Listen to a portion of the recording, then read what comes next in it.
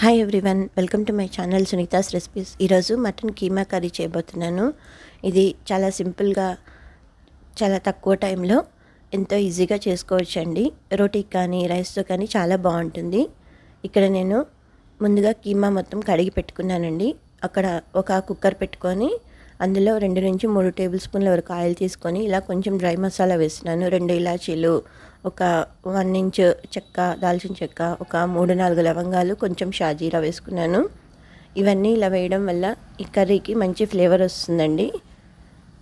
ఇలా ఇవి 1 మినిట్ అలా కొంచెం ఇలా ఫ్రై చేసుకున్నాక తరిగిన ఉల్లిపాయ వేసుకోవాలండి. ఈ ఉల్లిపాయ మొత్తం ఒక పెద్ద ఉల్లిపాయ తీసుకున్నాను. అంటే మీరు కీమా తీసుకున్న క్వాంటిటీని బట్టి ఉల్లిపాయ తీసుకోండి. ఇలా చిన్న ముక్కలుగా కట్ చేసుకున్నది బాగా కొంచెం గోల్డెన్ బ్రౌన్ కలర్ వచ్చే వరకు ఫ్రై చేసుకున్నాక అల్లం వెల్లుల్లి పేస్ట్ 1.5 చెంచా వరకు, అలాగే ఒక 1/2 టీ స్పూన్ వరకు పసుపు వేసుకొని ఇలా మొత్తం బాగా ఈ పచ్చివాసన పోయేదాకా ఒక 2 to 3 మినిట్స్ వరకు కుక్ చేసుకోవాలి. హైలో పెట్టొద్దండి, మీడియం ఫ్లేమ్లో పెట్టేసుకొని కుక్ చేసుకోండి. ఇక్కడ నేను ఒక 2 తరిగిన పచ్చిమిర్చి వేస్తున్నాను.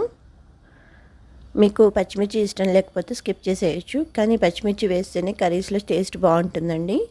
ఇది ఇలా కడిగి పెట్టుకున్నానండి కీమా మొత్తం. ఇప్పుడు ఈ కీమా మొత్తం ఇందులోకి యాడ్ చేసుకోవాలండి, వాటర్ లేకుండా. ఆల్రెడీ నేను జల్లిబుట్టలో వేసేసి వాటర్ అంతా కింద జారిపోయేదాకా అలానే ఉంచేసేసి తీసుకున్నాను. ఇప్పుడు ఇలా వేసేసుకొని ఇది మొత్తం ఈ అల్లం వెల్లుల్లి మిశ్రమం మొత్తం కలిసేదాకా కలుపుకోవాలి. ఇలా ఇదంతా ఇట్లా కలిపేసేసుకొని మూత పెట్టేసేసుకొని లో టు మీడియం ఫ్లేమ్లో పెట్టేసి ఒక 5 మినిట్స్ వరకు అలానే కుక్ చేసుకోవాలండి. ఇది మొత్తం వాటర్ రిలీజ్ అవుతుందండి ఈ కీమాలోంచి. ఇది మొత్తం మళ్ళీ ఈ వాటర్ మొత్తం ఎవాపరేట్ అయిపోయే వరకు కుక్ చేసుకోవాలండి. అలానే అప్పుడే కీమా మంచిగా కుక్ అవుతుంది, టేస్ట్ కూడా చాలా బాగుంటుంది. ఇలా ఇప్పుడు ఇది ఆల్మోస్ట్ ఈ వాటర్ అంతా ఇంకిపోయిందండి. ఇప్పుడు కారం యాడ్ చేసుకుంటున్నాను. ఇది తినే మోతాదులో యాడ్ చేసుకోండి.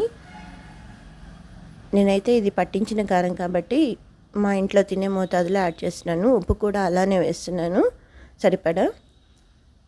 ఇలా వేసేసి ఉప్పు కారం బాగా కలిసేదాకా కలుపుకొని ఇలా కుక్ చేసుకోవాలి.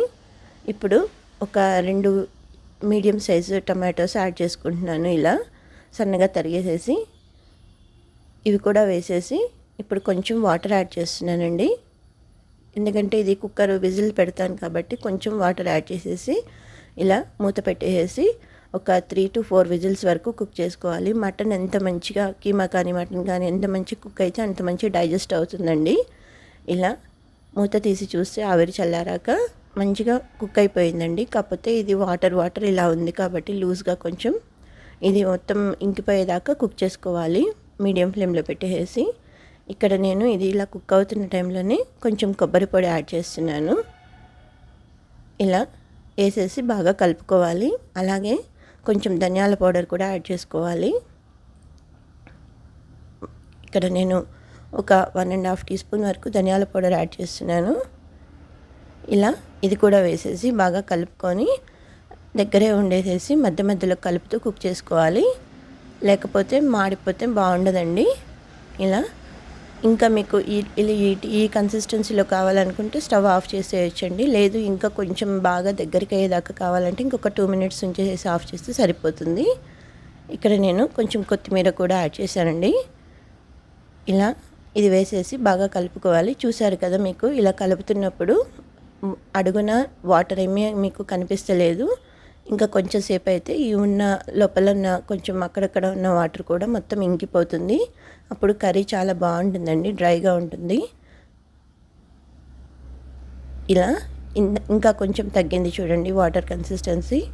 ఇప్పుడు స్టవ్ ఆఫ్ చేసేసి ఒక 10 to 15 మినిట్స్ అలానే ఉంచేసేసి తర్వాత సర్వ్ చేసుకోవాలి. ఈ వీడియో నచ్చితే లైక్ చేయండి, షేర్ చేయండి, సబ్స్క్రైబ్ చేయండి. మరిన్ని వీడియోస్ కోసం నా ఛానల్ తప్పకుండా చూడండి. Thank you for watching.